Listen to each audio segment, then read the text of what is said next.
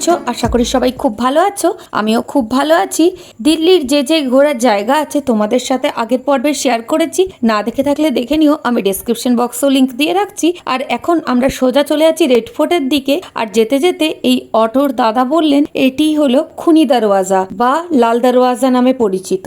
এই দরজাকে খুনি দরওয়াজা বলা হয় কারণ সম্রাট আকবরের মৃত্যুর পর সিংহাসনে বসা সম্রাট জাহাঙ্গীরের বিরোধিতা করেছিলেন আকবরের কিছু নবরত্ন। জাহাঙ্গীর আদেশ দিয়েছিলেন যেন নবরত্নদের অন্যতম সদস্য আব্দুর রহিম খান-ই খানার দুই পুত্রকে খুনি দরওয়াজায় মৃত্যুদণ্ড দেওয়া হয়। তাদের মৃতদেহ এই তোরণেই পচনের জন্য ফেলে রাখা হয়েছিল, তাই এই তোরণের নাম হলো খুনি দরওয়াজা। এখনো পর্যন্ত দিল্লি গেটের কাছে এই খুনি দরওয়াজা অবস্থিত, এখনো অনেক ঐতিহাসিক গুরুত্ব বহন করে চলেছে। এরপরে সোজা চলে যাচ্ছি রেড ফোর্ট।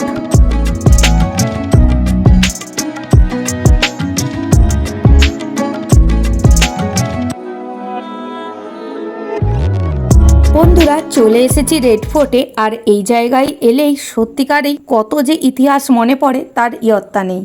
মুঘল সম্রাট শাহজাহান 1638 থেকে 1648 সালের মধ্যে এই রেড ফোর্ট নির্মাণ করেন। এই দুর্গই তখন কিলাই মুবারক নামে পরিচিত ছিল।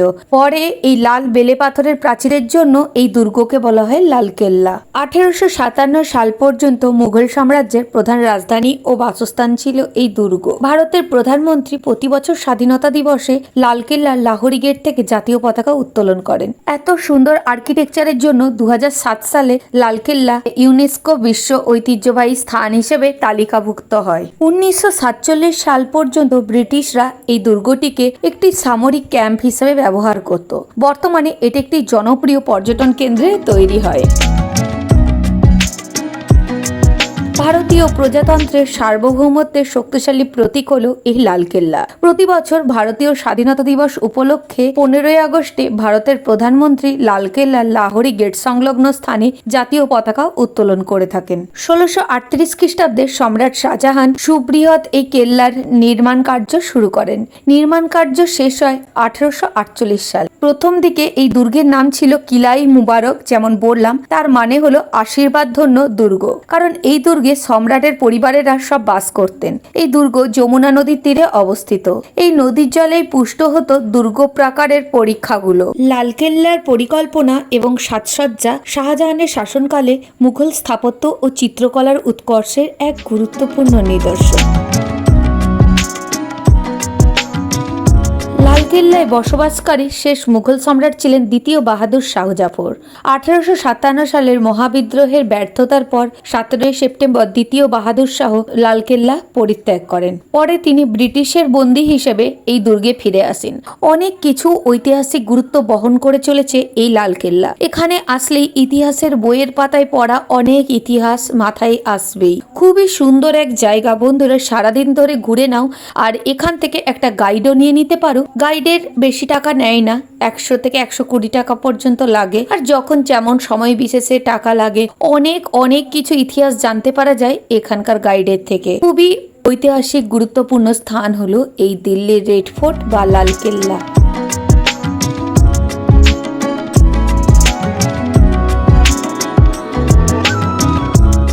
1945 সালে আজাদ হিন্দ ফৌজের পরাজয়ের পর লালকেল্লাতে যুদ্ধবন্দীদের বিচার হয়। স্বাধীনতার পর থেকে 2003 সাল পর্যন্ত এই কেল্লাটি ছিল ভারতীয় সেনাবাহিনীর নিয়ন্ত্রণে।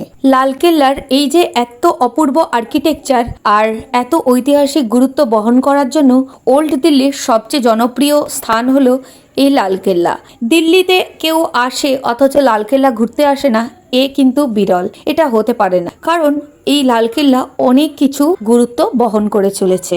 প্রতি বছর হাজার হাজার পর্যটক এই কেল্লাটি দেখতে আসেন এবং এই কেল্লার প্রাঙ্গণেই প্রতি বছর 15ই আগস্ট স্বাধীনতা দিবস উপলক্ষে ভারতের প্রধানমন্ত্রী জাতীয় পতাকা উত্তোলন করেন, যেমন বললাম, এবং জাতির উদ্দেশ্যে ভাষণও দেন। লালকেল্লা পুরনো দিল্লির খুব বৃহত্তম স্থাপনা। এখন সন্ধ্যের সময় লাইট অ্যান্ড সাউন্ড শো হয়, যার মাধ্যমে কেল্লায় মুঘল ইতিহাসের প্রদর্শনী করা হয়। এখানে ভারতীয় স্বাধীনতা সংগ্রামের শহীদদের স্মৃতিতে জাদুঘরও রয়েছে। এই জাদুঘর ছাড়াও রয়েছে আরও একটি পুরাতাত্ত্বিক জাদুঘর এবং একটি ভারতীয় যুদ্ধ স্মারক সংগ্রহালয়। এই এই রেড ফোর্টে আসতে গেলে বন্ধুরা দেখো এরকম ভাবে লাইন দিয়ে এখন ঢুকতে হচ্ছে। ইন্ডিয়ান সিটিজেনদের জন্য 35 টাকা করে, আর 15 বছরের নিচে সম্পূর্ণ ফ্রি এই রেড ফোর্টে ঢোকার জন্য কোনো টাকা লাগে না। আর এই যে এখানে লাইন দিয়ে ঢুকতে হচ্ছে আর ব্যাগ চেকিং করে ভিতরে তারপর যেতে হচ্ছে। সোমবার বাদ দিয়ে প্রতিদিন সকাল 9:30 থেকে 4:30 পর্যন্ত খোলা থাকে। আর এখানে লাইট অ্যান্ড সাউন্ড শো যে হয়, মানে সোমবার থেকে শুক্রবার পর্যন্ত লাগে 60 টাকা করে বড়দের জন্য, আর চিলড্রেনদের জন্য লাগে 20 টাকা করে। আর উইকেন্ডে মানে শুধু শনিবার রোববারের জন্য বড়দের হচ্ছে 80 টাকা আর চিলড্রেনদের হচ্ছে 30 টাকা করে টিকিট। বন্ধুরা তোমাদের হাতে যদি টাইম থাকে, দিল্লি যদি একটু টাইম নিয়ে ঘুরতে আসো, এখানে একটু বেলা করে চলে এসে একদম বিকেলে বসে নিয়ে সন্ধ্যাবেলায় লাইট অ্যান্ড সাউন্ড শো দেখে তারপর ফিরে যেতে পারো।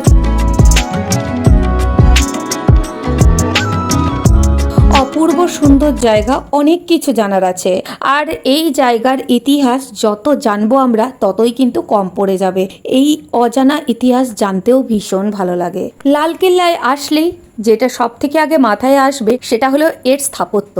প্রত্যেকটা দেওয়াল বা প্রত্যেকটা যে বেলে পাথরের কাজ দেখে সত্যিকারেই অবাক হতে হয়, সাথে মুগ্ধ হতে বাধ্য। লালকেল্লার এই অলঙ্করণ এবং শিল্পকর্ম অতি উচ্চমানের। পার্সিক, ইউরোপীয় এবং ভারতীয় শিল্পকলার সংমিশ্রণে সৃষ্ট এই অভিনব শিল্পকলা বর্ণময় এবং স্বতন্ত্রতার দাবিদার। দিল্লির লালকেল্লা ভারতের সেই সকল স্থাপনাগুলোর অন্যতম যার সঙ্গে ভারতীয় শিল্পের যোগ ঐতিহাসিক সূত্রে গাথা আছে। স্থাপত্য সৌন্দর্যের বিচারেও এই দুর্গটি অত্যন্ত গুরুত্বপূর্ণ। এবং এখানে দুর্গের ভিতরে ঢুকলেই বন্ধুরা এখন এই জায়গায় বাজার বসে, আর এখানে প্রচুর দোকানদানি আছে যেটা সারাদিনই খোলা থাকে। আর এখান থেকে কিন্তু মাস্ট শপিং করবে, কারণ অনেক সঠিক দামে খুব সুন্দর সুন্দর কিন্তু জিনিস পাওয়া যাচ্ছে এখানে। রাজা বা মুঘল আমলের সাথে একটা যোগাযোগের ব্যাপার আছে, ভীষণ সুন্দর কালেকশন। আর যেহেতু একটা খুব কাজ করা জিনিসপত্র যেমন গর্জিয়াস চুড়ি বা কাজ করা ব্যাগ, এইসব জিনিস এখানে খুব সুন্দর বিক্রি হয়। বন্ধুরা এবার চলে এলাম রেড ফোর্টের ভেতরে, আর এখানেও দেখো জায়গাটা ভীষণ ভালো লাগছে। আর এই যে আরো ভিতরে ঢুকে যাচ্ছে। 1913 সালে এই সুন্দর স্থাপত্যের জন্য লালকেল্লা জাতীয় গুরুত্ব সম্পন্ন স্থাপনা রূপে ঘোষিত হয় এবং সরকার এই কেল্লার রক্ষণাবেক্ষণের ভার নিজের হাতে গ্রহণ করে থাকে। এই রেড ফোর্টে আসতে হলে বন্ধুরা একটু টাইম নিয়ে আসবে, তাহলে এখানে বসে রয়ে সুন্দর করে টাইম কাটানো যাবে। আর এই জায়গাটা পুরো খুব সুন্দর বাগানের দিয়ে ঘেরা, অনেক গাছপালা রয়েছে। জায়গাটা সত্যিকারেই দারুণ, প্রত্যেকটা জায়গা ভীষণ সুন্দর। বন্ধুরা ভিডিওটি যদি তোমাদের দেখতে ভালো লাগছে তাহলে দেখতে অবশ্যই একটি লাইক করে দিও, আর নতুন বন্ধু হয়ে থাকলে সাবস্ক্রাইব করে বেল বাটনটি প্রেস করে দিও। এরকম নিত্য নতুন প্রচুর ভিডিও আসতে থাকছে। আর ফেসবুক ইনস্টাগ্রামে যুক্ত না হলে অবশ্যই যুক্ত হয়ে যেও বন্ধুরা, আমি লিংক দিয়ে রাখছি ডেসক্রিপশন বক্সে। এই যে আমরা আরো ভেতর দিকে এগিয়ে যাচ্ছি, বিভিন্ন জায়গার ভিডিও পোস্ট করতে থাকছি। রেড ফোর্টে অনেক বছর আগেও এসেছিলাম, প্রায় 10 বছর আগে এসেছিলাম। তখনও যেমন এখনো ঠিক তেমন যুগ যুগ ধরে খুব সুন্দরভাবে মেনটেন হয়ে চলেছে এই লালকেল্লা। সরকার থেকে খুব সুন্দর করে মেনটেন করে থাকেন। রেড ফোর্টে আসার সময় যে প্রধান দরজা দিয়ে আসা হয় তা হলো লাহোর গেট। লাহোর গেট হলো মেন গেট। গেট দিয়ে ঢুকলে যে লম্বা জায়গার মতো বাজারের পথ পড়ে তার নাম হলো চট্টা চক। ওই জায়গায় আগেও বাজার বসতো, আর এখনো নতুন নতুন জিনিসপত্র সব বিক্রি হয়। পথের দুই দিকের দেওয়াল দোকানের মতো করে স্টল দিয়ে সাজানো, খুবই কংক্রিট ভাবে বিল্ড হয়েছে এখানকার প্রত্যেকটা স্থাপত্য। এই যে সামনে বিল্ডিং দেখা যাচ্ছে এই হলো দেওয়ানি আম। এখানে ঝরোখা নামে একটি অলংকৃত সিংহাসনে বসে সম্রাট জনসাধারণকে দর্শন দিতেন। এই স্তম্ভগুলি সোনায় চিত্রিত ছিল এবং সোনা ও রূপোর রেলিং দিয়ে সাধারণকে সিংহাসনের থেকে পৃথক করে রাখা হতো। ঠিক এই জায়গায় হচ্ছে দেওয়ানি আম। বন্ধুরা দেখে নাও রেড ফোর্টের ভিতরে এত বড় জায়গা আর এত সুন্দর প্রত্যেকটা স্থাপত্য দেখলে সত্যিকারেই অবাক হতে হয়।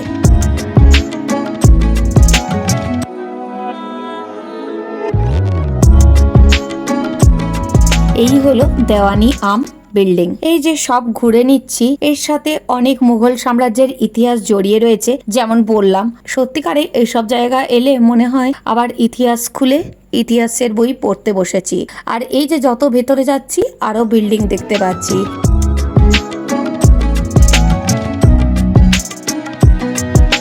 ভেতরের যে বিল্ডিং দেখা যাচ্ছে সাদা রঙের, তা হলো দেওয়ানি খাস। পুরোপুরি শ্বেত পাথরে মোড়া রুম হচ্ছে এই দেওয়ানি খাস। এর স্তম্ভগুলো পুষ্পচিত্রে সজ্জিত ছিল। অলঙ্করণের কাজে ব্যবহৃত হয়েছিল প্রায় মহামূল্যবান ধাতু সব। এখন অনেক কিছু চুরি হয়ে গেছে, এমনকি আমরা সবাই জানি খুবই দামি কোহিনূর হিরে সেটাও চুরি হয়ে গেছে। সেই জন্য অনেক কিছু এখানে মণিমাণিক্য চলে গিয়েছে দেশ থেকে। এরপর আমরা চলে এলাম ঘুরতে ঘুরতে, খিদে পেয়ে গিয়েছে, সেই জন্য যে ক্যান্টিনের মতো জায়গা আছে বা ক্যাফেটেরিয়ার মতো, ওখানেই চলে এলাম। এখানে খাবারের দাম মোটামুটি মানে, তো এখানে কিছু খাওয়ার পর আবার চলে যাচ্ছি এই জায়গাগুলো দেখতে। তোমাদেরকেও ঘুরিয়ে দেখিয়ে দিচ্ছি, সাথে আমরাও ঘুরে নিচ্ছি।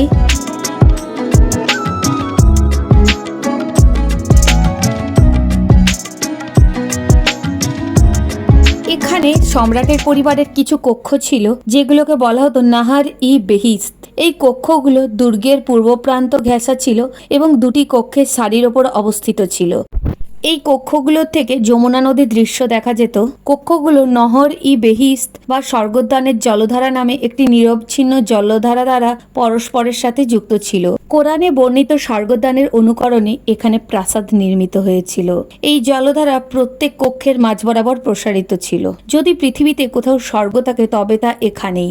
এইভাবেই দেওয়ালে খোদিত হয়েছিল প্রাসাদের ভেতরে যে এটাই হচ্ছে স্বর্গের মতো স্থান।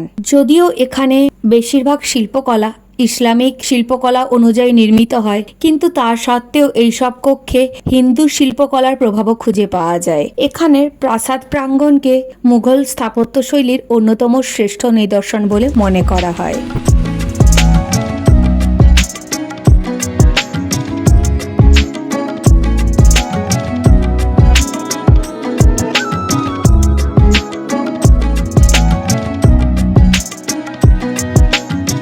এখানেই রয়েছে মতি মসজিদ। 1659 সালে শাহজাহানের পুত্র ঔরঙ্গজেব ব্যক্তিগত মসজিদ হিসাবে মতি মসজিদ নির্মাণ করেন। এটিও পুরো শ্বেত পাথরে নির্মিত একটি মসজিদ। এই সব ঐতিহাসিক গুরুত্বপূর্ণ বহনকারী স্থাপত্য দেখে নিয়ে এইবার ফিরে যাচ্ছি। সব ঘুরে নিলাম খুব ভালো করে। এখানে যত ইতিহাস জানবো সেটাই কম পড়ে যাবে, যেমন আমি অলরেডি বললাম, কারণ এইসব জায়গায় জানার কোনো শেষ নেই। মুঘল সাম্রাজ্যের ইতিহাস আমরা বইতেও পড়েছি, সেটাও অনেকখানি কম যা ঘটেছে। আর সেই সময়ে কি কি হয়েছে এগুলো জানতে আমাদের সবারই খুব ইচ্ছে করে, তাও আমরা পুরো ইতিহাস সম্পর্কে অতটা অবগত হতে পারি না। তো যেটুকু যা জানি সেটাই তোমাদের সাথে শেয়ার করলাম। অনেক তথ্য বা অনেক কিছুই কথিত আছে। এখানকার গাইড নিয়ে ঘুরলে বন্ধুরা আরো অনেক তথ্য জানতে পারবে।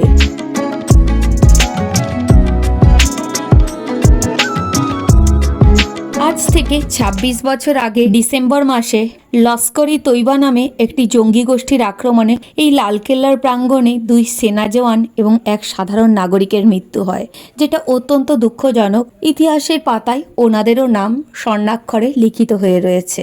অনেক কিছুই ইতিহাস আছে, আরো কিছু জানতে থাকবো, জানার কোনো শেষ নেই। তবে এখনো এসব নিয়ে রিসার্চ হয়েই চলেছে। ঐতিহাসিক যারা আছেন তারা এখনো এইসব ব্যাপারে অ্যানালিসিস করে চলেছেন, তাই এইসব তথ্য আরো নতুন নতুন আসতে থাকবে। যত দিন যাবে তত আরো অনেক কিছু রহস্য উদ্ঘাটন হবে। এই সব ইতিহাস জায়গা ঘুরে নিয়ে আমরা চলে এলাম একটু শপিং করতে এই জায়গাতে। আর এখানে অনেকগুলোই দোকান রয়েছে।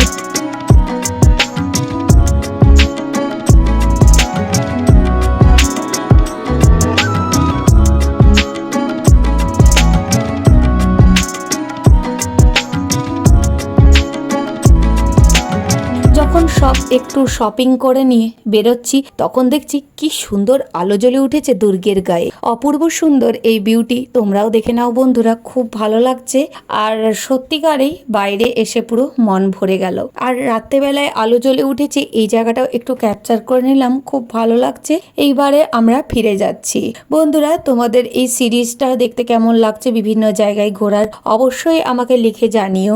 আর তোমাদেরকে আরো অন্যান্য অনেক জায়গার ভিডিও সামনের দিনে এনে পরে শেয়ার করব। অনেক তথ্যপূর্ণ ভিডিও আসতে চলেছে। সবাই খুব ভালো থেকো, খুব হ্যাপি থেকো, হ্যাপিনেস ছড়াতে থাকো।